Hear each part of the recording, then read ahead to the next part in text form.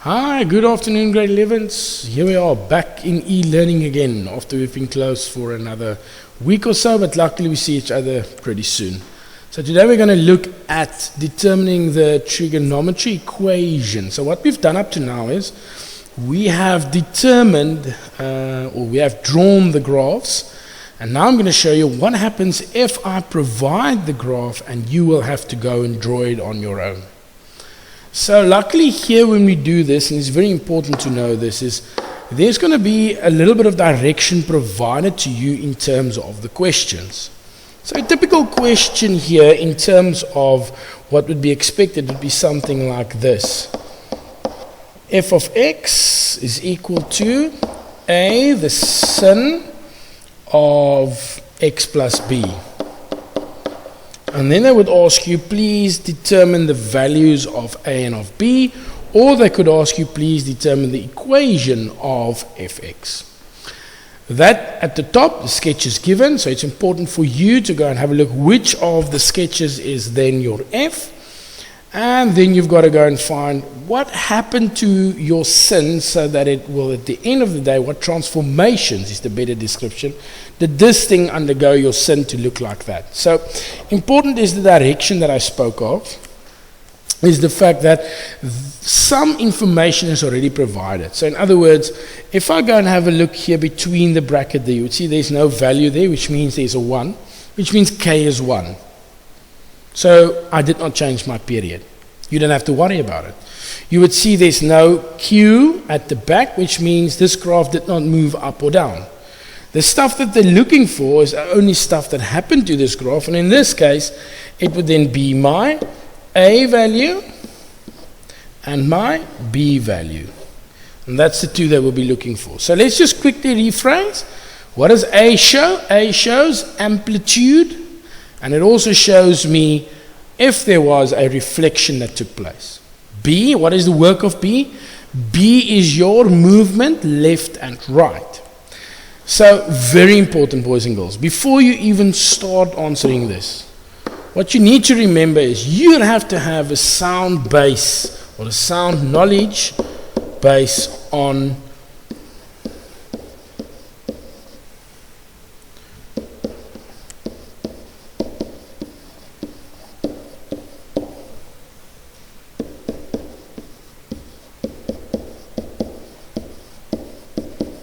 standard trig graphs.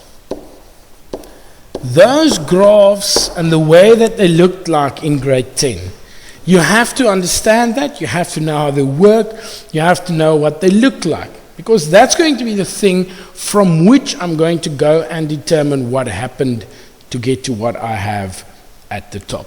So, luckily for me, ladies and gentlemen, I've got a beautiful electronic board with some nifty functions. So I'm just going to quickly show you what's going to happen now. So I'm going to use yellow here. We're going to draw our attention to the red graph. The red graph over here, if I can just quickly use this pen. This one over here, that is the representation of f. You can see it's marked as f. So that would be the one that we're going to draw our attention to.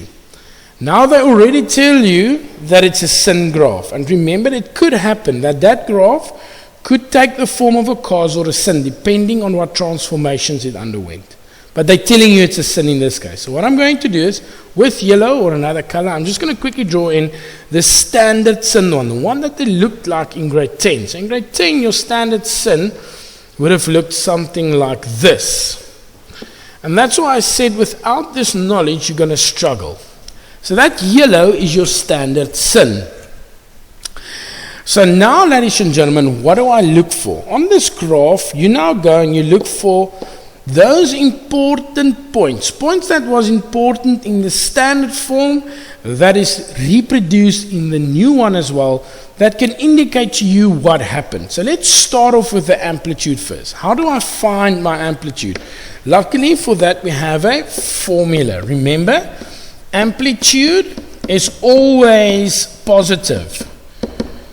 If it gets a negative there, it just means there's a reflection. It's not a negative amplitude. So the formula says, take your max, subtract your min, and divide that by 2. That's your formula to find the amplitude. So in this case, if I go to my graph at the top and I look at the red, what's the highest the red graph went?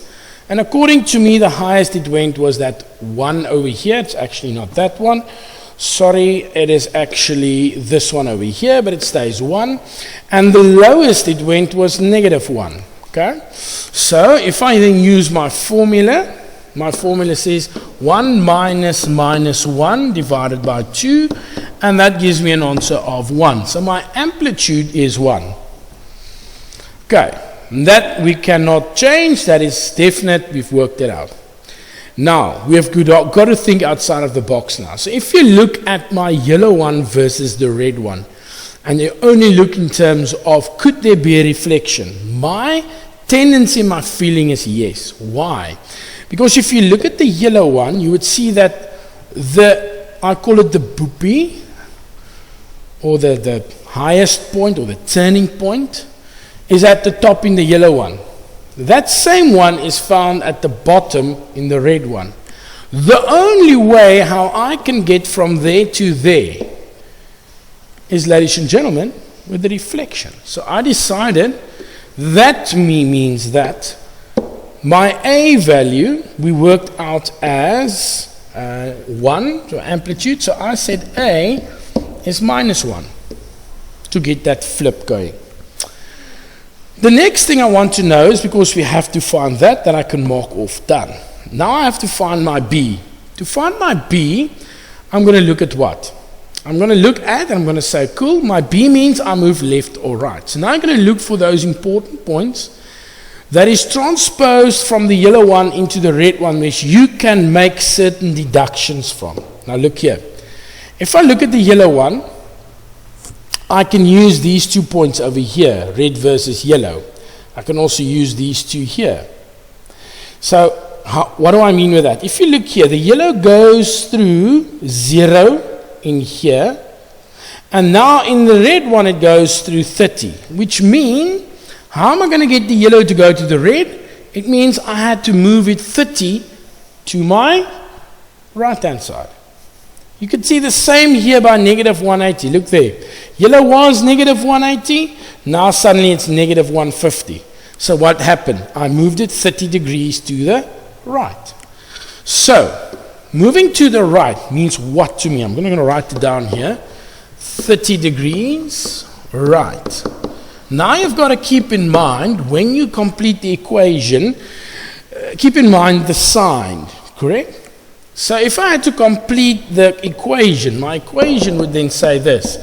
The f of x is equal to minus the sin, and you can do -1, it doesn't matter, x. Now remember, what we said in class was, as soon as it comes out of the standard form, it changes sign. So if it's 30 to the right means to me plus.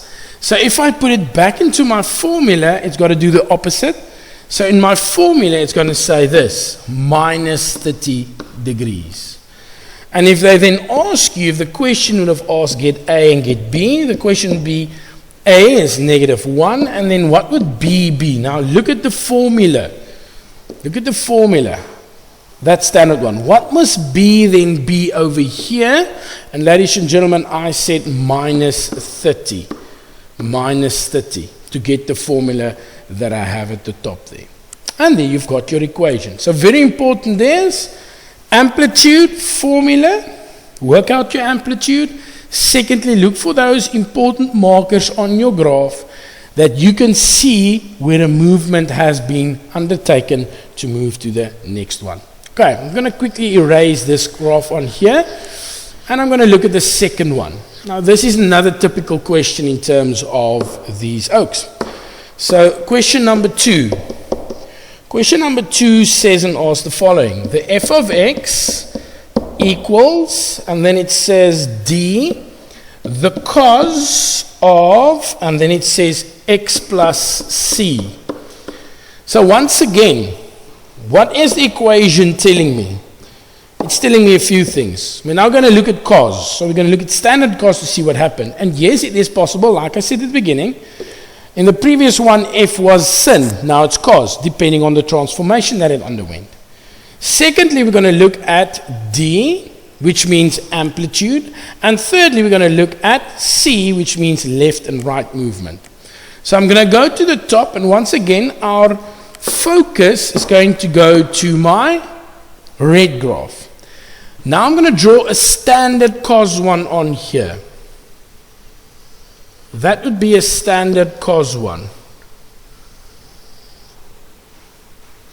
That would be a standard cos one. You just see, no, just make 100% sure. Standard cos goes through here, through 90, turns there, up there.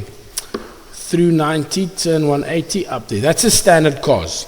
So immediately I could see between red and yellow, I could see there is some other link. Okay, so let's start off with the red one. We start with the amplitude again. So to find my amplitude,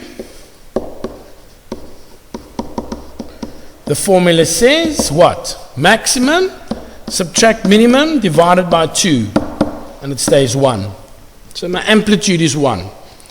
Now you've got to decide, did it reflect or not? I don't think so. If you look at what happened to the yellow one in terms of my turning point, look there, it's at the top and at the top. It didn't shift down to the bottom. So I'm going to keep to 1. So that means my D value is then 1. My D value is then 1. So I'm going to write it down here. Pen. So D is 1. Now I'm going to look at my C, the left and the right. So now if you look at the red one or the yellow one, what happened to the yellow one to get to the red? Once again, look for those important points that you can see, that you know that is important to you. So I'm going to do this. I know that in standard form, that is 90, that I know. If you now look at the red one, what happened with the yellow one to get to the red one? That point has moved left. How much had it moved left?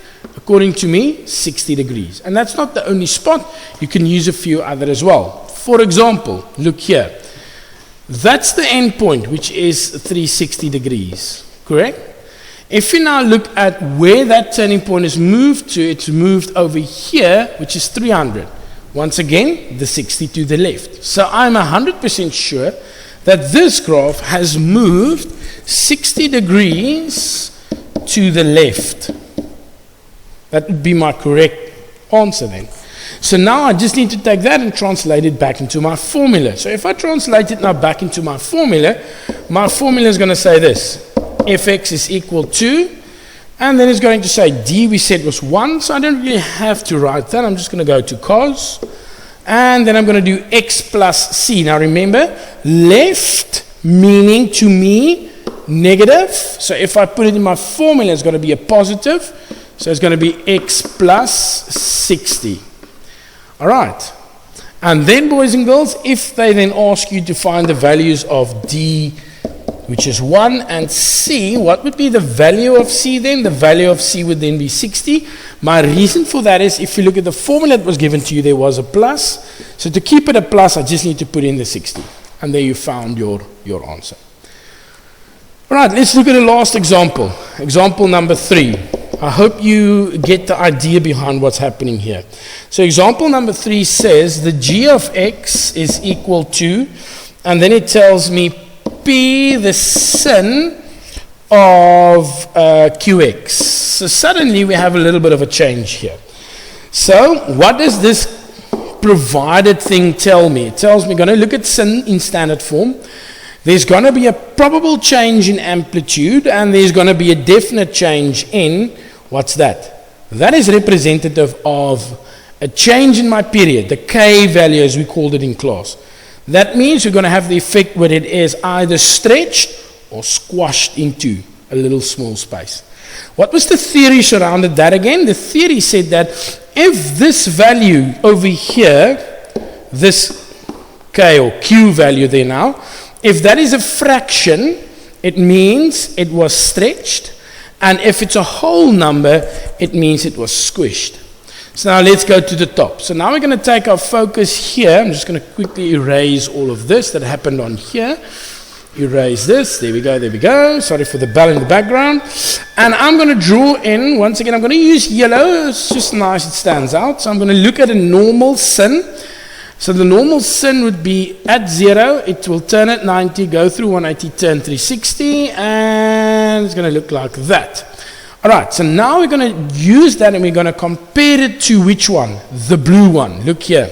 We're going to compare it to the G, which is this one over here. Okay, so most definite, if I look at G, what would have happened? The yellow one would have been stretched out, which means my K value is most probably going to be a fraction. Okay, so how do I find that fraction? It's easy. So if I look at the movement of G here, this 360 over here seems to me to be going into the turning point. So if you now look at this, this was the first turning point in sin. And that, if I can move it, it doesn't want to move. So that's my first turning point in the original one, and then it moves to that over there, 360. So what do I know about this turning point? This turning point was 90. Sorry for that. Just need to get the correct pen going again. So that was 90. Now suddenly it is 360. So what would have happened from 90 to 360? Now all of us would be all in the same in saying that to go from 90 to 360, something in terms of 4 would have happened. You're either going to multiply the 90 by 4, or you're going to divide the 360 by 4, but 4 is that factor value that stands out to us. So immediately, ladies and gentlemen, we said yellow is going to be stretched to find blue G. What's the connection? 4. So to me, my Q value would be a quarter. Now let's look at P. P associated with amplitude. So if I look at the blue graph, I've got -1, I've got 1. Amplitude being +1. So amplitude equals 1 minus -1 over 2, which gives me 1. So now we've got to decide, was there a deflection? And I don't think so. If you look at the graph in terms of the yellow one, look there. There my turning point clearly at the top, and the turning point stays at the top. So I don't think there was a deflection, and therefore, boys and girls, I can finish my graph off. So if I finish off my graph, I'm going to get, therefore, Gx is equal to what? Equal to, in the place of P, I'm going to put 1, which is not necessary. I'm going to have sin. And if I then look at what I worked out for the Q was a quarter. So here I'm going to put in a quarter X. And look at that. Lovely. There's your equation. Grade 11s, good luck. Look at the telegram to see what numbers I would like you to do. I hope it helps. Enjoy your day. See you guys soon. Cheers.